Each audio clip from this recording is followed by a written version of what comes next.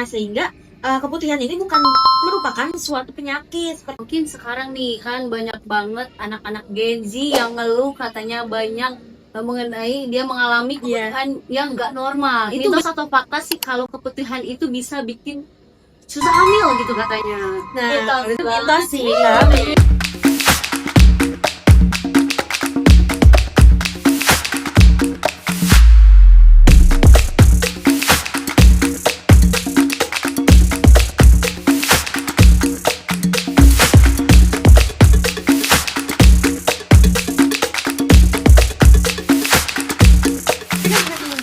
Hai semuanya, selamat datang di Sinkes, Siniar Kesehatan. Bareng aku, Nanda Destianti. Pas kalian selalu penasaran mengenai seputar kesehatan reproduksi, terutama bagi perempuan yang suka overthinking. Hari ini juga spesial banget, karena aku ditemenin dua narasumber dari mahasiswi kebidanan yang akan membantu nih ngebedah mengenai topik kita hari ini. Dan topik yang akan kita bahas yaitu mengenai keputihan. Ini tuh topik yang sangat relate untuk para perempuan. Sebelumnya selamat siang. Siang. Bagaimana kabarnya? Alhamdulillah baik. Alhamdulillah. Mungkin boleh perkenalan terlebih dahulu? Oke, halo Sobat Sehat. Perkenalkan, aku Rina Salsabila. Aku merupakan mahasiswa kebidanan yang bakal bantu kalian semua nih untuk bedain mana sih keputihan yang normal dan juga mana keputihan yang harus diwaspadai. Halo Sobat Sehat, perkenalkan aku Rifan Rahmawati, biasa dipanggil Rifa. Aku juga merupakan mahasiswi kebidanan sama seperti narasumber pertama. Nah, jadi pada kesempatan kali ini saya akan membantu membahas topik yang relate untuk para ladies. Oke, mungkin kita langsung saja ya ngebahas topik mengenai keputihan yang sangat relate ini bagi perempuan. Jadi kita dari basic terlebih dahulu. Sebenarnya keputihan itu apa sih? Nah, keputihan itu merupakan mekanisme alami nih dari tubuh kita, di mana itu tuh fungsinya untuk menjaga vagina kita agar tetap lembab dan juga bersih. Nah, sehingga keputihan ini bukan merupakan suatu penyakit seperti itu. Nah, bener banget nih Teh, vagina itu self-cleaning ya. Jadi vagina itu mengeluarkan cairan untuk membuat sel-sel mati dan menyeimbangkan pH di dalam vagina ataupun misfi ya para Gen Z. Oke, jadi kalau ada cairan yang keluar tuh jangan panik dulu ya. Nah, betul banget. Nah, bisa jadi itu tuh tandanya kalau misalkan tubuh kita itu bekerja dengan semestinya gitu dan juga bekerja dengan baik seperti itu. Oh, seperti itu. Oke, mungkin untuk dari ciri-ciri keputihan yang normal itu seperti apa? Nah, untuk ciri-ciri keputihan yang normal itu sebenarnya simpel banget. Pertama dari teksturnya ya Teh. Teksturnya itu agak kental, terus juga warnanya mungkin bening ya. Dan juga tidak ada bau yang tidak sedap, terus tidak menimbulkan perih ataupun gatal di area misfinya. Dan juga keputihan normal itu biasanya itu muncul menjelang ovulasi seperti itu atau sebelum haid. Terus kemudian biasanya itu ketika kita habis olahraga seperti itu ataupun saat kita lagi stres misalnya seperti itu lagi ngerjain tugas terus kita stres gitu. Nah, itu biasanya muncul tuh kalau misalnya keputihan itu ataupun emang dari perubahan dari si hormon di individu tersebut seperti itu. Oke, jadi kalau cirinya seperti yang tadi disebutkan itu masih normal ya? Aman banget. Oke. Sekarang mungkin agak yang sedikit panik ya.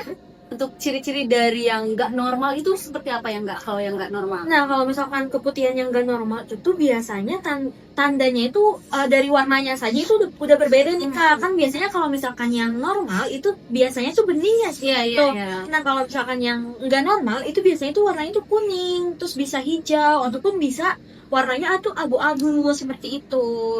Terus juga seperti yang sudah tadi saya sampaikan ya dari baunya ya, bau tidak sedap tuh bisa seperti bau anyir, terus juga baunya bau amis banget tentunya. Terus menimbulkan rasa gatal, panas, perih dan juga mungkin ada beberapa orang yang keluar darah tapi itu di luar dari siklus haidnya sendiri itu Teh. Oke, mungkin dari yang tindakan tadi ya ciri-cirinya terus pasti ada penyebabnya kan? Itu penyebabnya apa sih? Nah, kalau misalkan keputihan yang gak normal itu biasanya itu penyebabnya itu kayak infeksi dari jamur ataupun kayak misalkan bakteri.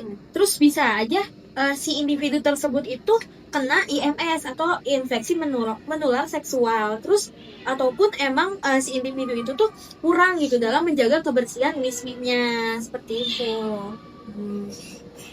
Oke.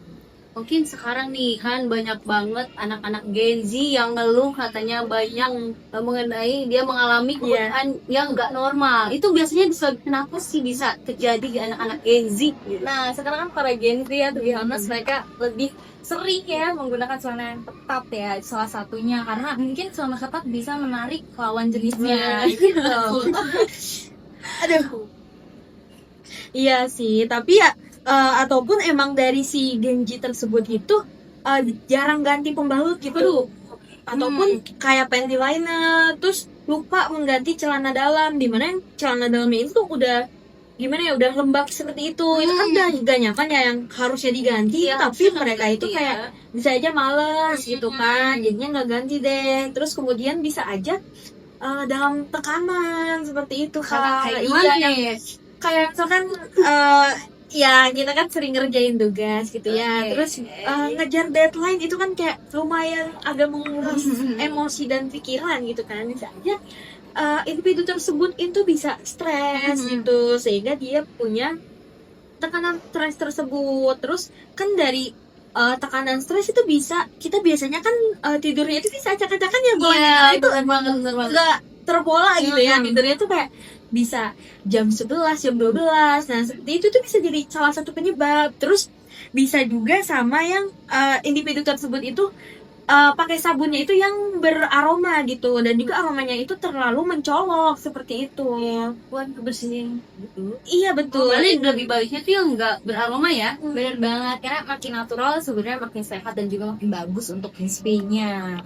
Kalau misal nih si kebutuhan ini tuh udah terlanjur gak normal, ada gak sih hal yang bisa kita lakuin gitu biar gak terlalu parah gitu mengenai kebutuhan tersebut? Nah, hal pertama yang bisa kita lakukan untuk mencegah hal tersebut terjadi itu bisa pakai celana dalam yang tidak ketat gitu, dan juga yang berbahan katun nih Kak, seperti itu. Nah, mungkin seperti yang sudah disampaikan ya tadi oleh narasumber pertama ya Teh Rina ya, itu juga harusnya dihindari ya, sebaiknya dihindari untuk menggunakan sabun ya kewanitaan yang berbau wangi gitu. Oke, mungkin untuk selanjutnya nih yang terakhir nih, kan banyak banget ya kalau di masyarakat itu tentang mitos atau fakta. Dan ini sebenarnya menurut pandangan kalian ini, mitos atau fakta sih kalau keputihan itu bisa bikin susah hamil gitu katanya. Nah, itu mitos sih Kak, mitos ya, karena nggak nyambung gitu ya, nggak make sense. Terus juga ya sebenarnya yang mengganggu nanti ke depannya itu dari bakterinya sendiri, bukan dari keputihannya. Karena seperti yang sudah tadi kami bahas ya, kita bahas bareng-bareng nih, itu kan yang membahayakan itu infeksi dan bakterinya, bukan dari keputihannya sendiri. Nah, keputihannya juga tadi ada yang normal dan juga yang abnormal gitu Teh. Berarti intinya mitos ya, teman-teman itu mitos ya teman-teman. Oke, mungkin untuk selanjutnya, jadi dari yang bisa kita ambil dari semuanya, kesimpulannya itu kebutuhan itu normal, tapi memang ada beberapa tadi yang sudah dijelaskan ya, mungkin nanti bisa didengerin buat para Gen Z di rumah. Nah, betul banget nih Kak. Jadi semakin kita mengenal tubuh kita sendiri itu kita semakin gampang nih dalam menjaga kebersihan reproduksi kita gitu. Nah, terus juga nih kalau para ladies ya, terutama para Gen Z nih, jangan malu untuk ke fasilitas kesehatan ataupun konsul ke tenaga kesehatan apabila mengalami keputihan yang abnormal nih. Karena lebih baik mencegah daripada mengobati, ladies. Oke, mungkin sudah selesai untuk sesi kita kali ini. Sebelumnya, thank you buat Rina dan juga Rifa yang sudah mau bergabung dan membagi ilmunya. Dan juga untuk untuk kalian yang sudah mau mendengarkan di episode hari ini. Saya Nabila Destianti, pamit undur diri. See you and stay healthy. Bye!